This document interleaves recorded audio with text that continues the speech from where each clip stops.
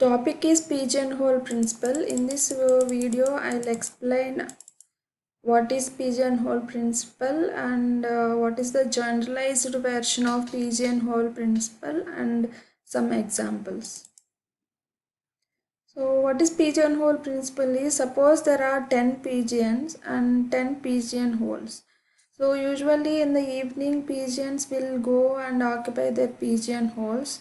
Usually they like to occupy only one pigeonhole. So if it is not possible, then only two or more pigeons will occupy the one pigeonhole. So here it's the diagrammatic representation. Here we have 10 pigeons, but only 9 pigeonholes are possible. So each one, if you occupy one pigeonhole, then one pigeon will left here.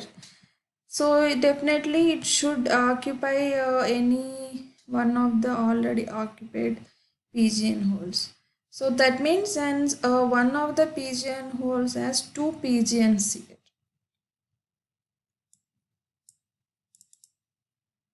So we may also find all the pigeons stay in one pigeonhole, but generally it will not be happen actually.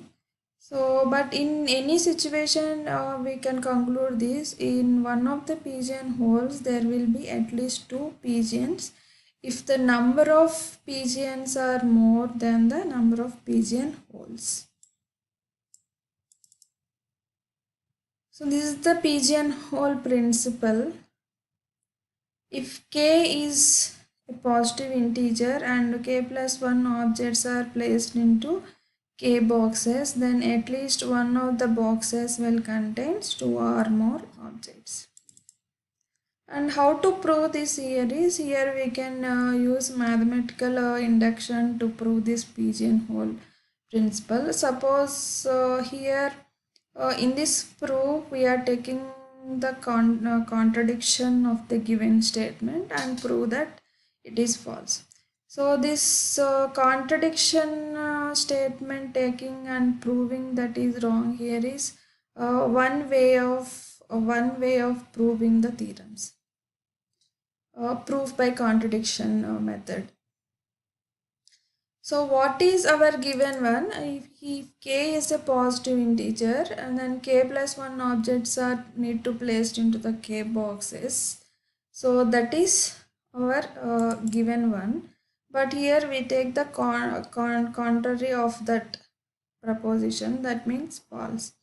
Then we have the case like this: k plus 1 objects are placed into k boxes and no boxes contains two or more objects. So we are taking the false statement of the given statement. So from 2 it follows that total number of objects is at most k. Since each box has 0 or 1 objects, but this will not happen. So that means, so our taken one is false. So that means the given one is the right one. And the generalized pigeonhole principle is, if k is a positive integer and n objects are placed into the k boxes, then at least one of the boxes will contains ceiling of n by k. Ceiling means take the upper, divide n by k and take the highest ceiling value. Here n is the number of objects, that means pigeons, and k is the number of boxes, means pigeonholes. Here we are trying to place n objects into the k boxes, then at least one of the box will contain ceiling of n by k objects. One example is, show that among all 80 plus students in our class, 7 or more are born on the same month. So 80 students are there in the class, that means n is equal to 80, and we have to prove that in the same month 7 or more are born. So same month means here we have total 12 months in a year. So we are trying to place 80 students into the 12 months. So n is 80 and k is equal to 12. We apply the formula ceiling of n by k, then you will get 7. That means if 80 students are trying to place into the 12 months, then at least 1 month contains 7 or more born students.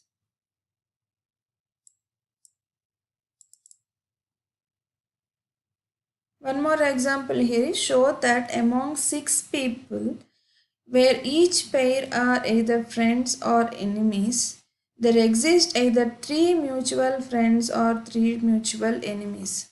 So total number of people here are 6 people. That means n equal to 6 here, where each pair are either friends or enemies. So each pair is either enemies or friends. That means 2 may be friends or 2 may be, each pair may be enemies also.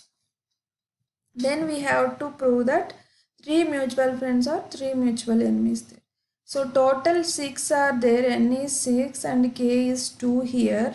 So 6 by 2, ceiling of 6 by 2 means we will get 3. So at least there exist 3 mutual friends or 3 mutual enemies. So these are the very simple examples of pigeon hole principle.